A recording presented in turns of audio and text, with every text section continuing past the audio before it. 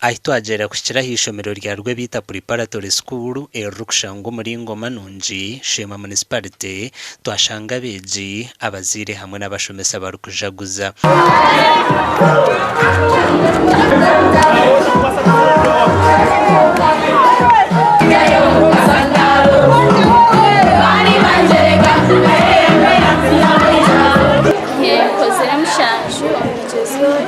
PLE kandi ndabira binja Afrika korezo mushaje ben consulting abashomesa shama ibitabo byinshi textbooks nagumana bakamaso banyishomero abashomesa baze kutfaho batumisaje basibwe kugana nkayo 7 upgrades imbaza kusima wazire wanje au kusasora school fees au kuba batakutera kumbinga sama nabe jesaba tusemisha nokutwa mnonga twawasa kufika insima abashomesa wanje aho basize kushomesa ukunyama kuwasa kutungeza notes kandi mbabura n'abana bari ahere abatawasize kukoraje mbagambira ati tafayo.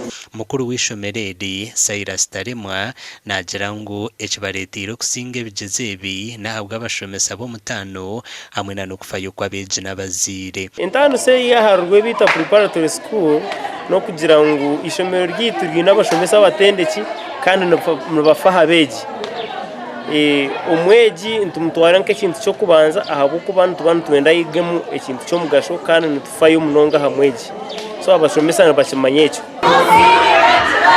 Abazire n'abebembezi beri nabo tushangira hishomero bine bagambira hishomero rya Rwebiita. Rwebiita Preparatory School ukika kwabo kurumwe bintu nkabishatu icyo kubanza ntembeze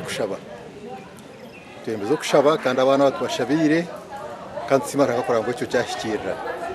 Icya kabiri abashomesa na staff na director bakozira ikintu cyangwa ukika kwa bana abo kandi ni nsima ruhanga bwo mweji wanje ahireyo mushanju ni nsima abashomesa nsima director nsima management y'ishomero abo kutaho mutuma kandi bakafa abana bitu kureba ngo bahika buhanguzi. Rwebiita Preparatory School na rumwa amashomera 5 Agacencwire Sheema Municipality. Amakuru agagasha kwa Michael atwakire.